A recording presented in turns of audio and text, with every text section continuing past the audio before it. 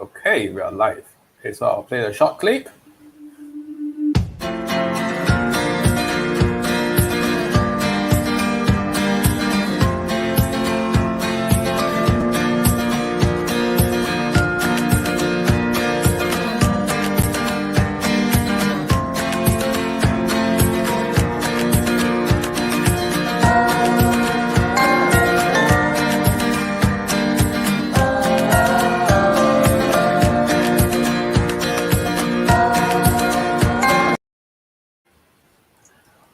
All right. Hi, welcome everyone. Welcome to this series of support of Econs. Okay, my name is Jeffrey. I'm the Chief Educator of Econs, Singapore's most demanding JC Econs Tuition Center. So support of Econs is the second community event we have established this year to support our A-level community, to help them succeed beyond A-levels. And in this fortnightly series, we'll be inviting experts to share tips on how to succeed in A-levels and identifying career choices. So to parents and students watching this, okay, please help to like our Facebook page and subscribe to our YouTube channel so you can receive the latest update on upcoming events. Hey, please also share this live event with your friends, family, colleagues so that they can benefit from the collective wisdom of our experts. And don't forget to say hi. Okay, sometimes it can be very lonely to do the interview, but yes, remember to say hi to Jamus and myself and have fun for the next hour. Okay, so today we have Jamus here. Hi, Jamus. Hi, how are you? All right. So I don't think I really need to introduce Jamus any further, but for the benefit for those who really don't know who he is and what he does. Okay, Jamus is a current associate professor of economics in ESSEC Asia Pac. He's also currently serving the nation as an elected member of Parliament of Sengkang GRC. So a fun fact that nobody knows about Jamus is, despite being an economist, he has never taken an economics at A-levels before. So welcome, Jamus. Hello. Thanks for having me. All right, so I'd just like to set the community rules today. So anything that's related to economics, that's related to pursuing economics as a career, or pursuing economics in undergrad, okay, we will actually address them today. Okay, so Jamus and myself will not be taking any politically related questions. So I hope for all your understanding. And thanks once again, Jamus, for having us. Okay, so we would like to go on to the next segment. Okay, so before we go on to the next segment, okay, if you have questions for Jamus, okay, please let us know. Drop us a comment below, okay, and we'll get back to you in a short while. So Jamus, very interesting profile. So you have never taken A-level economics before. That's right. So I was in junior college. I was in what at that time was called triple science, or in my junior college it was called medicine faculty, because we were pretentious like that. So it entailed taking CMath as well as biology, chemistry, and physics. It's typically for students that aspire to become doctors, I suppose, or something of that genre. But for myself, I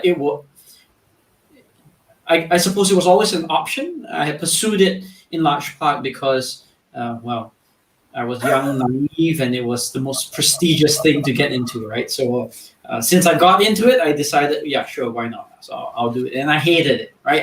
I hated it. Serious? I did not. I had some interest in, you could say, chemistry. And to some degree, I was comfortable with math, but in some aspects of math, but in general, I had very little desire to become a medical doctor. So it wasn't a surprise that after the results came out, part of it was I didn't qualify for study of medicine in the university, so that obviously made that choice for me. But at the same time, it really led me to think a lot more carefully about what I actually wanted to do, rather than what was the most prestigious thing I could do or what I could get into. And in that case, it was economics. I had I had an offer from NUS at the time for study in in majoring in economics, and I had an offer from University College London, which is one of the constituent colleges of the University of London. Yep. And so those were the kind of two options out there. And what I happened in the army was, well, just before I enlisted in the army, I ended up breaking my leg. Long story, I used to play rugby. So as a result, I had a lot of time in NS because I was downgraded. And so I had a number of options of what I wanted to do with my life at the time. And I could, spend a lot of time at night drinking with my friends. Or I could apply myself and start getting something useful and interesting. And I actually started off with computer studies. So I started taking an advanced diploma in computer studies. And I did reasonably well in that, but it wasn't a deep passion. So after thinking it through, I could apply those credits for a distance learning course. At the time, it was with the University of Southern Queensland, one of those distance education universities that recognized the credits that I had in computer studies as the equivalent of a minor, and then I would just have to take all the additional subjects that would make up the Bachelor of Business degree. And with the Bachelor of Business degree, I decided, okay, I'm going to major in economics, and that's what got me on the path of economics. All right. So, are you saying that the choice of economics is actually by elimination because you are settled with computer science as a minor and you have to expand your credit somewhere else? So, economics is somewhat like an accident. Am I right to say? Yeah. Well, the negative term for it is an accident. The positive term is serendipity. So it was serendipitous that I ended up deciding that economics was something that was interesting.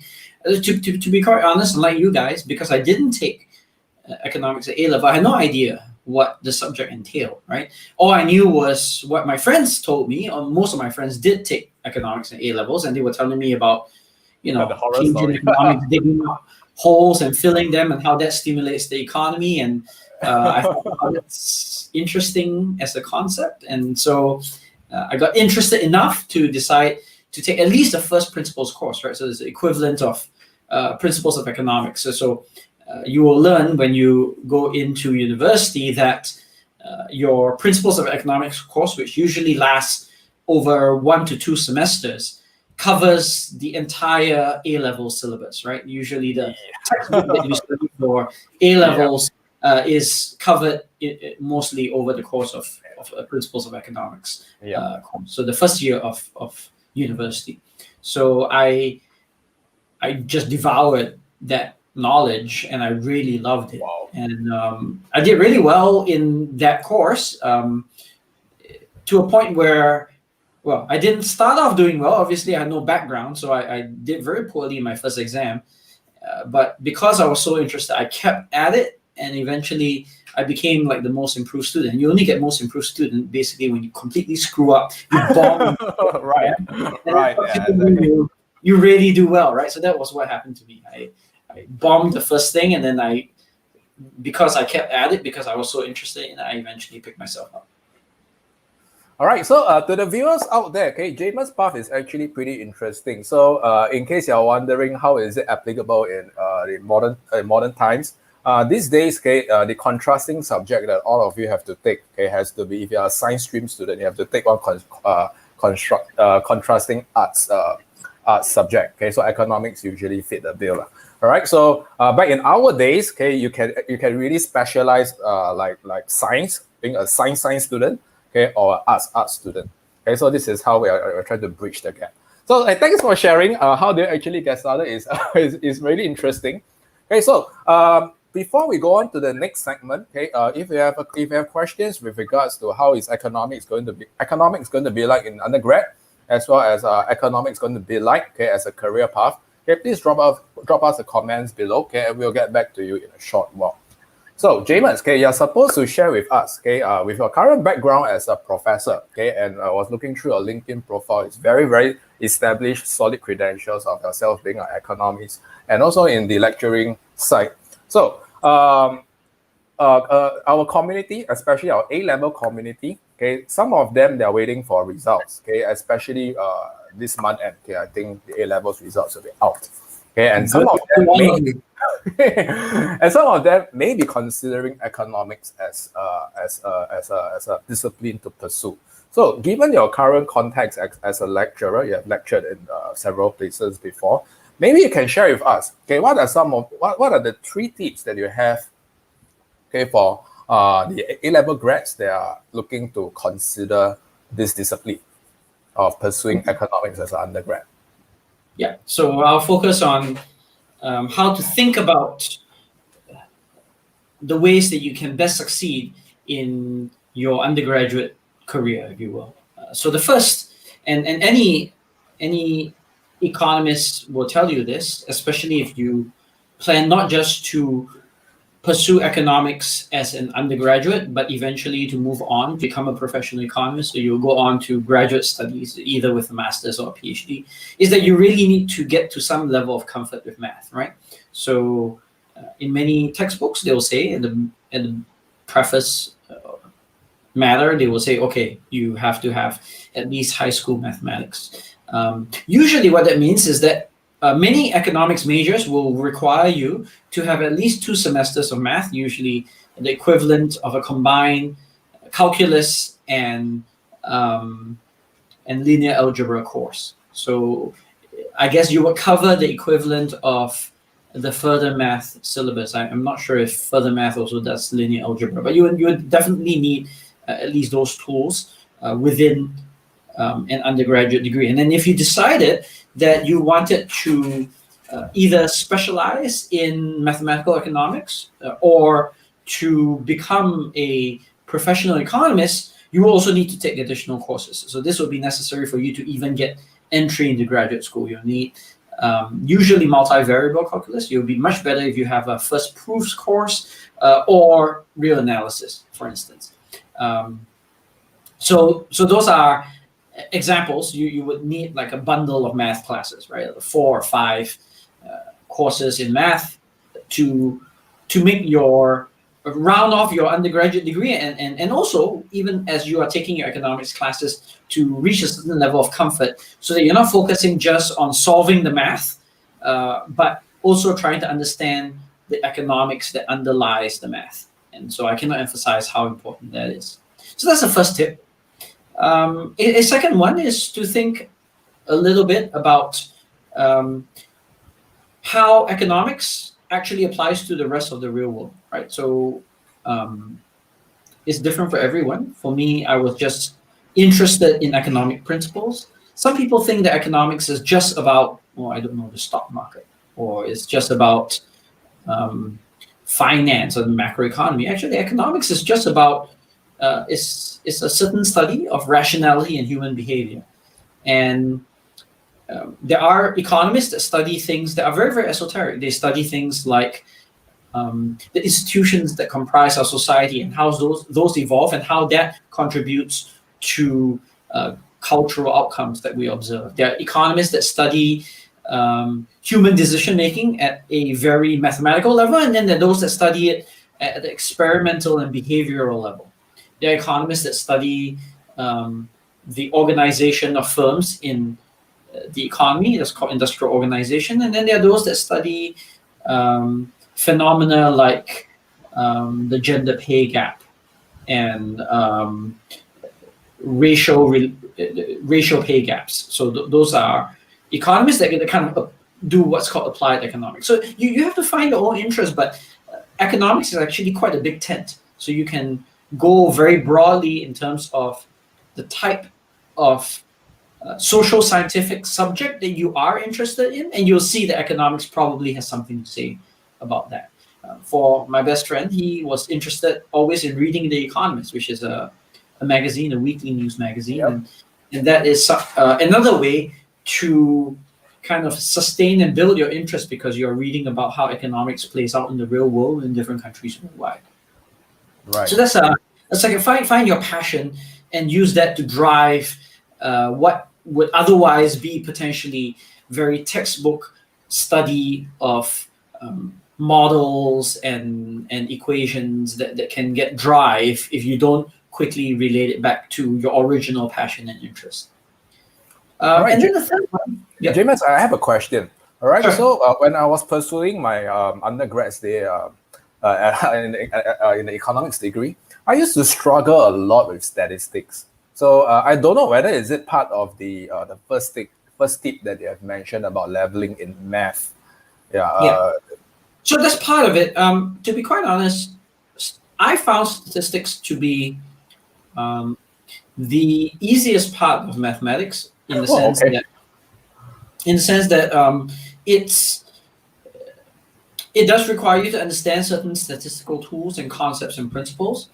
But a lot of statistics is about interpretation. At least unless you're studying the proofs, you're studying mathematical statistics at a high level, and then you'll be doing the proofs that underlies a lot of the so-called t-test or the f-test or various other statistical tests that you apply. Rather, in economics, a lot of it is applied statistics. So you will need to understand what a t-test does, applicability, and what the Gauss-Markov or central limit theorem implies. And then once you understand that concept, you would then be your main goal then is to interpret what the statistics say. So to understand what a statistically significant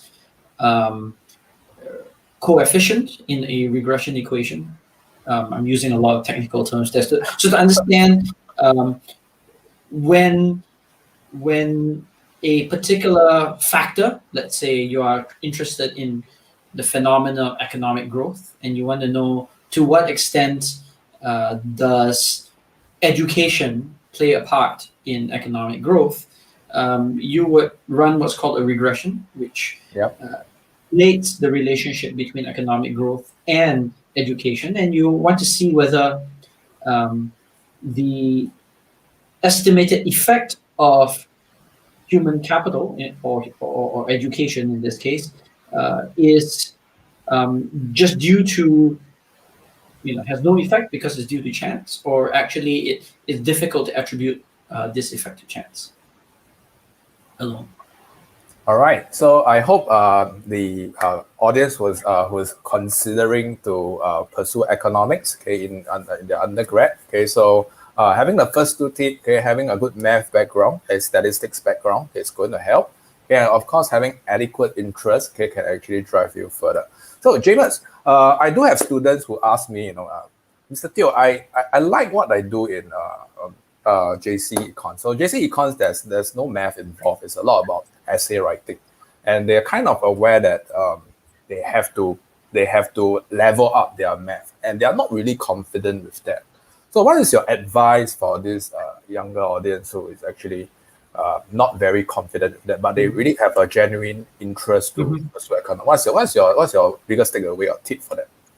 Well, perhaps the biggest takeaway is don't give up your love for writing. In fact, as a practicing economist, whether you decide to become an academic or whether you decide to become a professional economist that serves industry, writing is one of the most important things you can do. Right? After all the analysis that you do in the background, you need to communicate this. And your ability to communicate this and to communicate it well is fundamental to your subsequent success as an economist. So I would say definitely don't give up writing. Economists, unfortunately, a lot of professional economists do give that up, and then they end up writing in a very dry style, which nobody cares about. And so no matter what you say, you never get any traction. So definitely stay the path, stay interested in writing, but you need to be better at expository writing, so to be able to develop logical arguments with what you write. And then what's nice with the math is that it imposes a discipline, right? So Paul Krugman, who's currently a New York Times columnist, but also a Nobel Prize winner in economics, a very famous economist, he once argued that the way he thinks about describing economics or the way a given theory or model works is that first he builds up that model mathematically, and then he asks the model what it implies when you introduce various perturbations, various shocks to the model, and what the model then spits out. And then he takes all that, he builds his intuition around that, and then he strips away all the math, and he then repeats what the model has therefore come up with, and he builds the intuition by explaining how the moving parts work in English, or whatever your preferred language is. All the math. Got it. All right. So yes, before we move on to the next tip, okay, if you are watching this video and you like what Jamus have shared so far, okay, and you like what we have been doing so far, okay, please give us a thumbs up so we know that you are watching and you support our cause to support A-level community. So thank you so much. So Jamus, what's your last tip that you have, okay, for our audience here? Yeah. So the last point is don't forget that economics is a social science, so it's sometimes called the queen of the social sciences because it tends to have its fingers in a lot of other social scientific phenomena. But it's important to keep in mind that ultimately these other areas have something to say about human behavior as well, right? Human and social behavior. So it could be sociology, it could be psychology. The closest one possibly I can think of in terms of allied subjects is either psychology or political science. Psychology, integrated economics is today called behavioral economics, and political science related to economics is called political economy or political economics. And both of these areas are very important subfields within economics, and they are routinely informed by its allied disciplines, which is political science and psychology, respectively. I see. So actually, I was actually asked a couple of days back, okay, the importance of having an economics degree and importance of studying economics. So since you brought this up, okay, I would just like to ask, how is because you mentioned something about policy formation earlier on, right? About political science. So how is this going to translate or map out to helping you to form policies? Well, for starters, I think because of the mathematical edifice that a lot of economists are trained in, and the importance of logical thinking through our theories and our arguments, you become a very disciplined thinker. So you're able to think through and dissect arguments in a very logical and systematic fashion. So that puts you in good state for many things. In fact, economics is the most, this is a little different in Singapore, where law is actually an undergraduate degree, but in the US, it's a graduate degree, and economics is the most popular major to get into law, even more so than pre-law. And the reason is because economics forces their students to think through arguments in a logical fashion, and that's exactly what you have to do when you have to build an argument in a court of law. So that's one kind of a side benefit, if you will, of how economists, the benefit of how economists think about the world, which is you approach things in a rigorous and logical fashion. So I do that now as a policymaker for part of my time, and as a policymaker, you have to bring across arguments for why you think a given policy is important.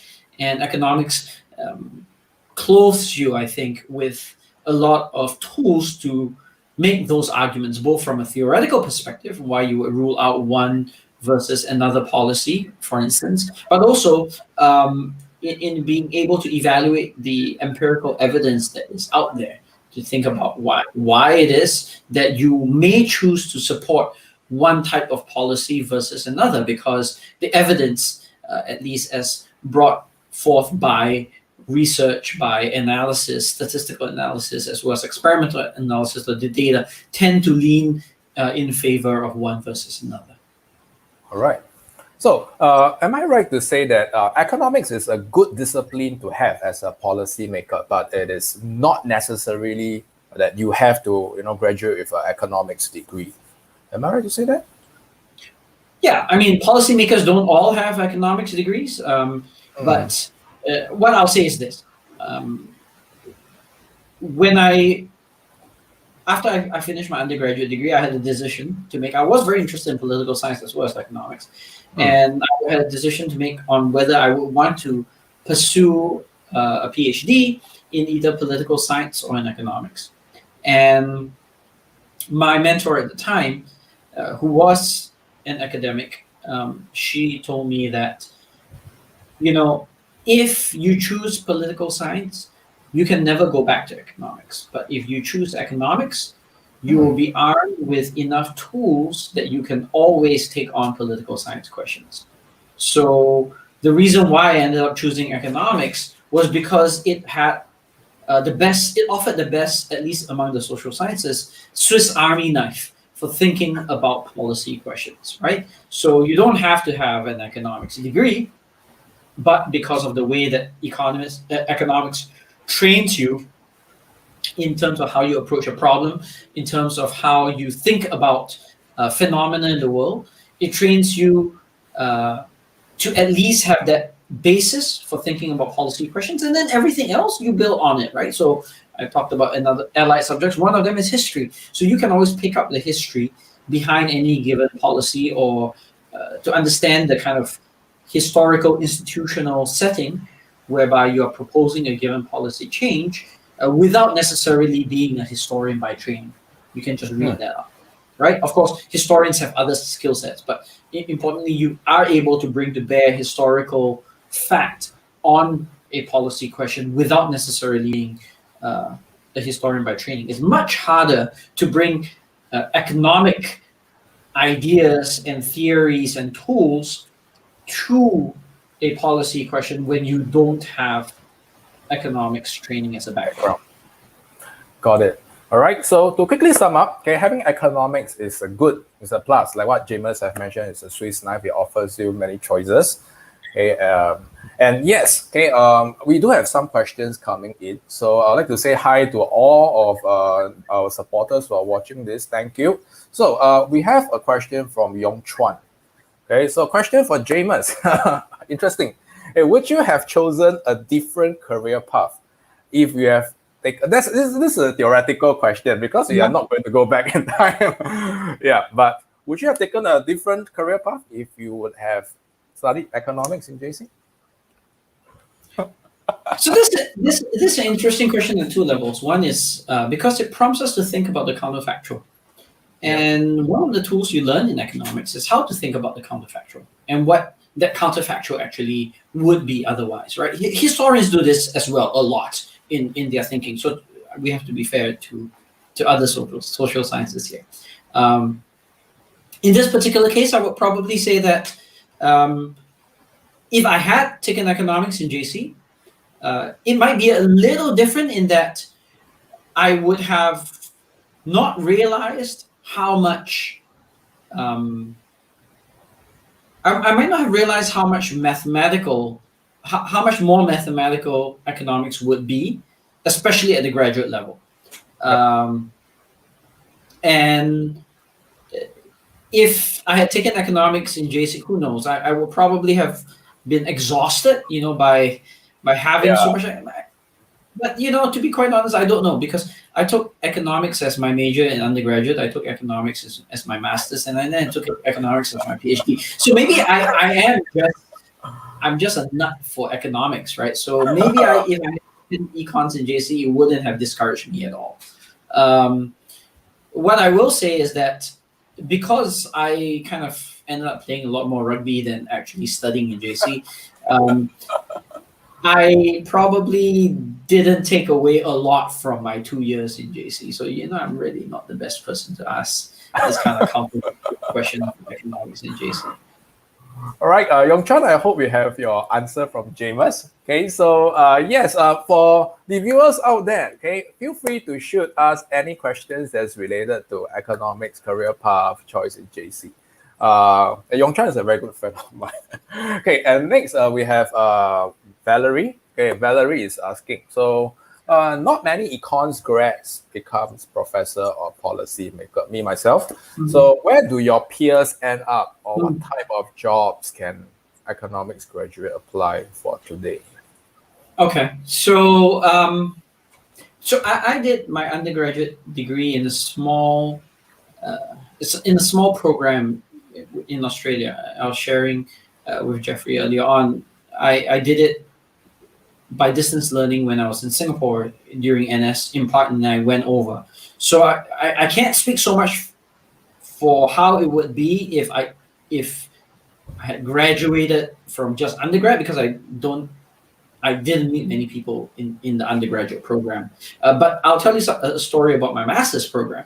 So I did my master's in London, and what surprised me was, I remember the first lecture was packed, right? There were maybe about 120 students in the lecture hall. That's just pre-COVID. You could actually squeeze 120 students in the lecture hall. Well, 120 of us, and I recall that was the first semester, and then the second semester there were maybe like 60 left or 70 left. Wow! So it's like, okay, what happened to everyone else, right? Half gone.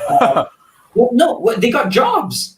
They got jobs typically in the city of London. So what they did was they put that they had, they were in the master's program in economics at the LSE, and that was good enough for them to get their foot into investment banking or consultancy jobs. And so they ended up going that route and deciding, well, I have the job, it may not be necessary to move on and even complete my master's degree. They probably had an undergraduate degree already, so they were like, yeah, this is good enough for me to drop out of school. So perhaps they came back to take the final exam, but nevertheless, the point is that a lot of people do end up in either industry jobs as a banker, for instance, or in finance more generally, or in consultancy. But a lot of them also end up doing jobs as a practicing economist in a corporation, right? So, for instance, if you're a large utility, so think of in Singapore, this would be Singapore Power, for instance. Singapore Power would have to make projections about electricity demand in their various markets that they serve, and this kind of market research for expected electricity demand makes a difference, because they would have to forecast this well so that they can adequately provide for surges that may or may not occur. So that is an in-house economist. That's one example. Another one could be, if you are in a large telecoms company, they will have to understand consumer demand for various features in phones or various kinds of technologies that the telecoms company can provide, and that's yet another area. Or in market research and consumer research, sometimes they want to understand factors that drive consumer interest in a given product. So many large firms do hire people in economics functions as analysts, and because you have been trained with certain skills to be able to run this kind of analysis in a systematic fashion, you would be well positioned to take on those jobs. All right, so Valerie, I hope you have gotten your answer. And yes, you have helped us with the very last segment of career path. So Jamus will not be taking this question again. All right, so yes, we will be moving on to the next segment. So yes, for the viewers out there, if you like what we do, if you support the cause of us supporting the A-level community, please help us to like and share this video. Okay, so that we can reach out to more A-level grads, okay, or those that are the undergrads who's looking out to seek a career path as an economist. All right, so Jamus, we are going to move on to the next segment, which is life as an economist. So maybe you want to share with us what's up with you recently and your role as an economist. Right now, I understand that you are a professor, you're actually lecturing in ESSEC. Maybe you want to share with us how is it like? Yeah. So academic economics, as you can imagine, is very much similar to academics in other fields. What you do is you is a publish or perish lifestyle, right? So what you have to do is you write papers that you submit to journals and they get published. That's a big part of your job. In any high-ranked institution, research is a very big and important part of what you do. So a lot of my day-to-day does entail doing research on papers that I submit to journals that I hope will get published. At the same time, a significant part of what you do is also teaching. So I'm part of a business school, so I also teach students both at the master's level as well as the undergraduate level. So that's those are kind of, it is economics because that's my chosen profession, but it's not unusual for any academic to have this kind of lifestyle. So that's part of what we do. But at the same time, life as a professional economist can be quite different. If you are, prior to this, I worked in a large sovereign wealth fund. It was in Abu Dhabi. It's the equivalent of what GIC or Temasek is in Singapore, more like GIC than Temasek.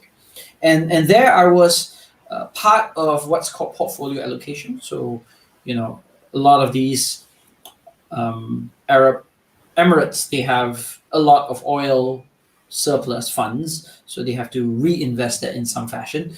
So it goes into a fund, and at the portfolio construction level, so the very highest level of the institution, what we do is we take this pot, right, several $100 billion, Wow.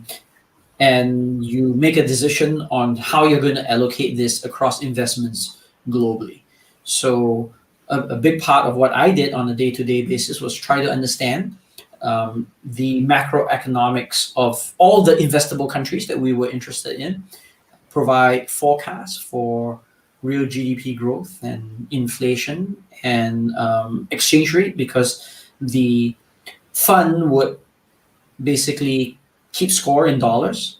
Their income was in dollars, and so they wanted to keep score mainly in dollars. So you have to understand the dollar exchange rate of whatever country you were investing in.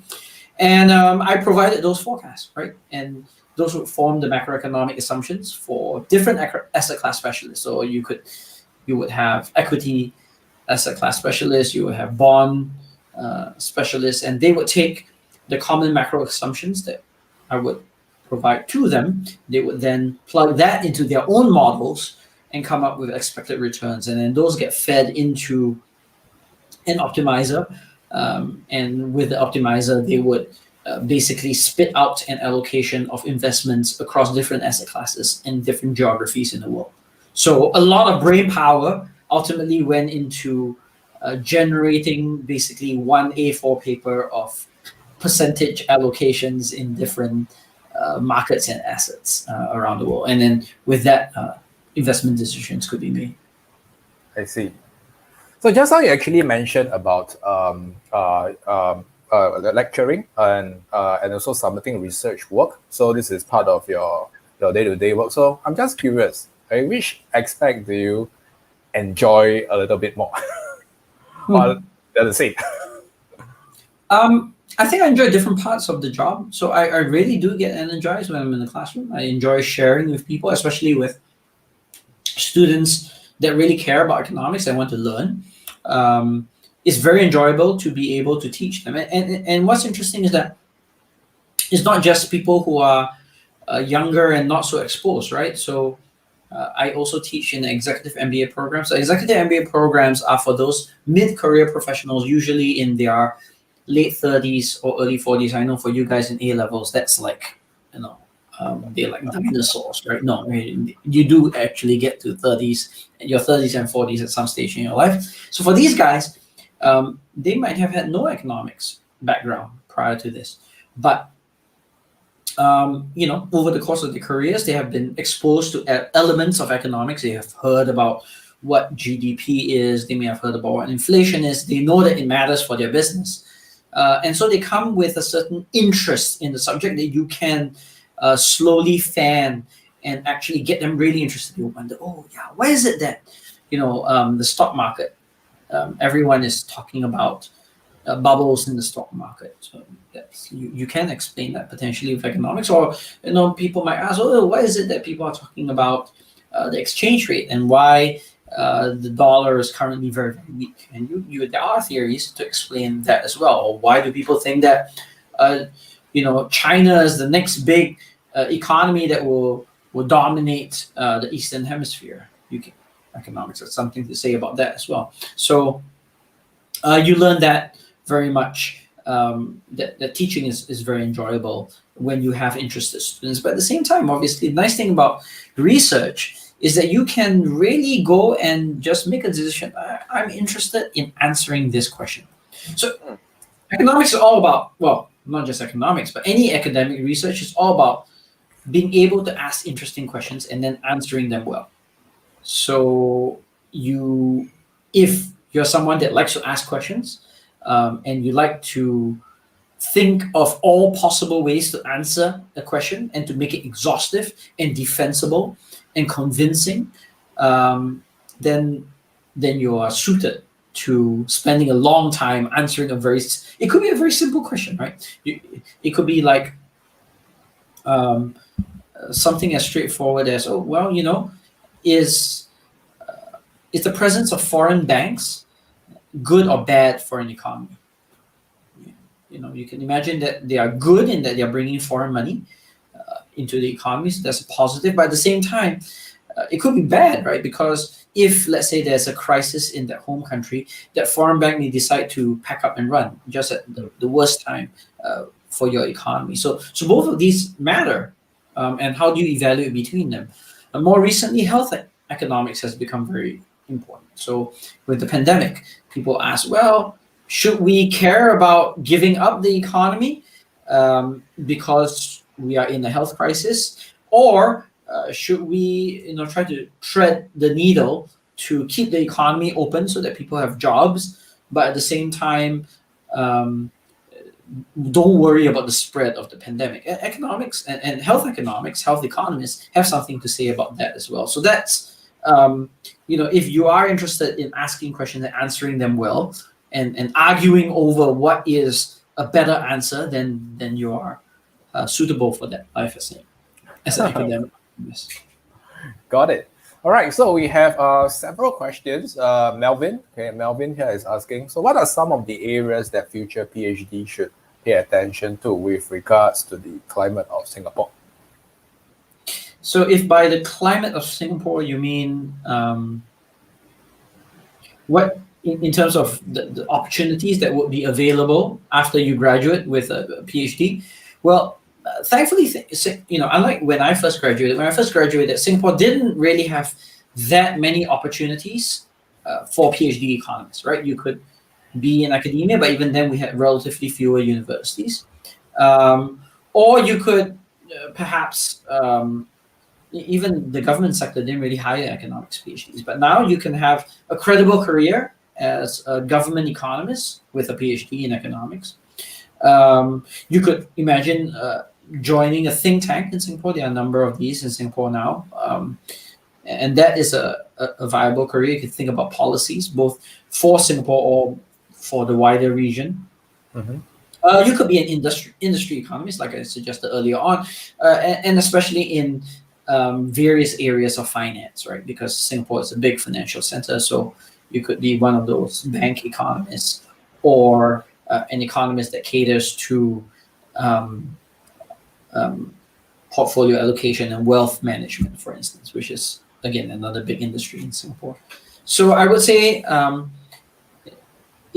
really the opportunities are quite broad now in Singapore in terms of what you can do with a degree. One thing that I didn't mention earlier on is a possible career in an international institution, either a development institution or a kind of international NGO. So I spent 7 good years of my life in Washington, D.C. working for the World Bank. And that's, again, a very viable career path. It doesn't need to be the World Bank. It could be any of the handful of development banks that exist in Asia. A good friend of mine who graduated from the master's program at the same time as I did. He's now overseeing economic analysis in the Asian Infrastructure and Investment Bank (AIIB) in China. I think it's a big team.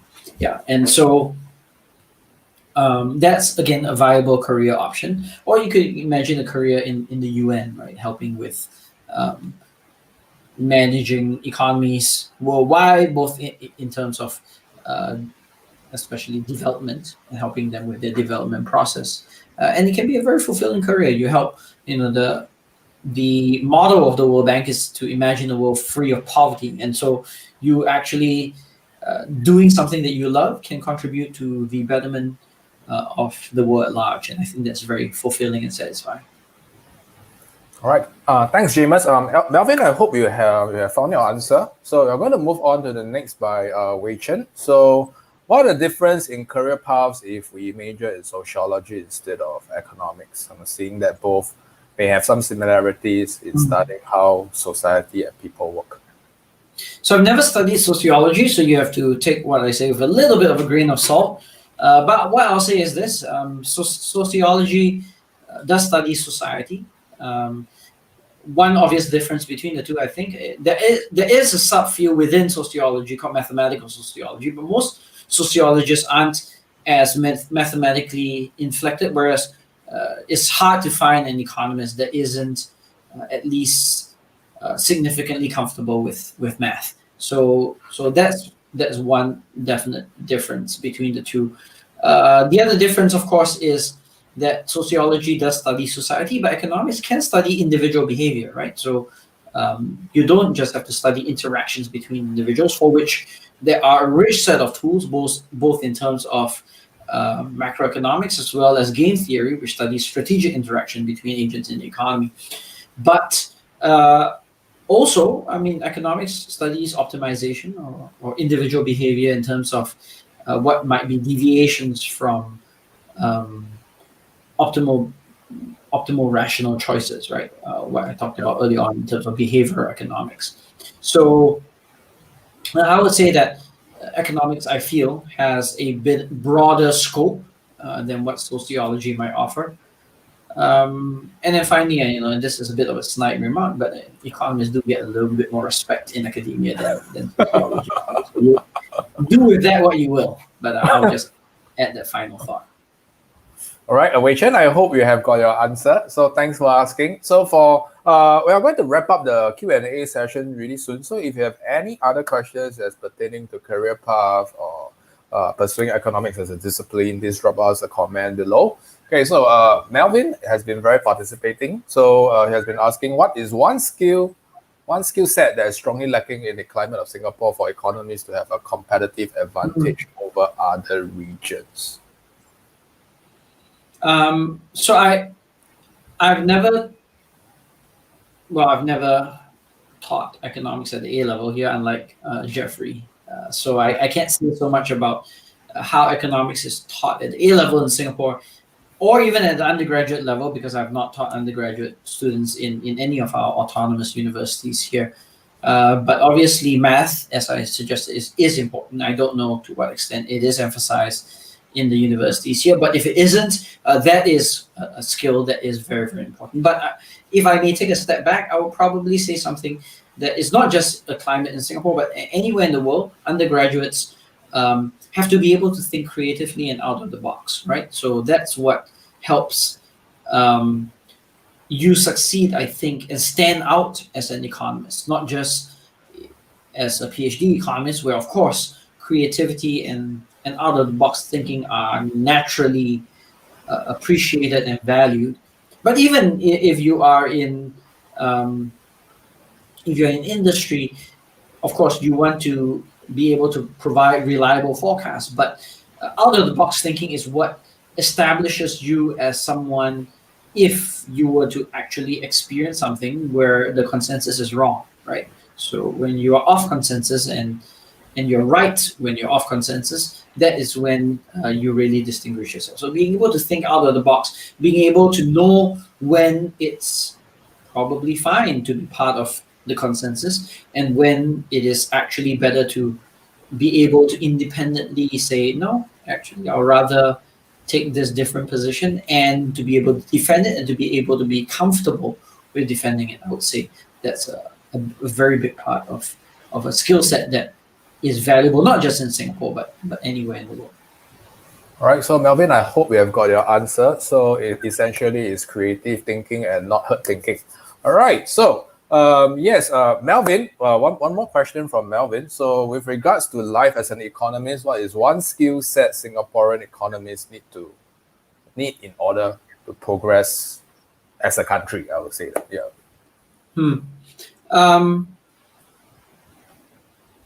So I would like to see, let me take a more general take on this. I would say that it's not just Singaporean economists, but any informed Singaporean citizen should care about where our country and our society is headed. And that means informing yourself about what are the relevant trade-offs in our society. You know, we are no longer a developing country, which means that the kind of decisions that we need to make as a country and as a society are no longer so clear. It's not like, you know, what you have to do is to just invest a lot in human capital, invest a lot in physical capital, and then you would naturally grow. We are already at the frontier. So what ultimately the questions that should engage us as a society are, you know, do we want to make this trade-off so that as a society we are better off in this way? What are we giving up when we make that trade-off? And to be informed about what these alternatives are and to be able to decide for ourselves where you fall, rather than expecting some answer from either government or even a famous academic or someone you look up to. No, you should be able to establish your own rationale for why you think a given policy or a given idea or a given societal position is what you want to see. All right, so thanks, Melvin, once again for asking the question. Great question. So yes, okay, we will be wrapping up the session really shortly. So if you have any other questions, this is your best chance to ask Jamus right now in regards to economics as a career path, okay, or economics as a university course itself. Okay, so I'd just like to ask the target audience right now, okay, please help us to like and share the video, okay, so that we can continue to serve the A-level economy and help them make informed choices like what Jamus has mentioned.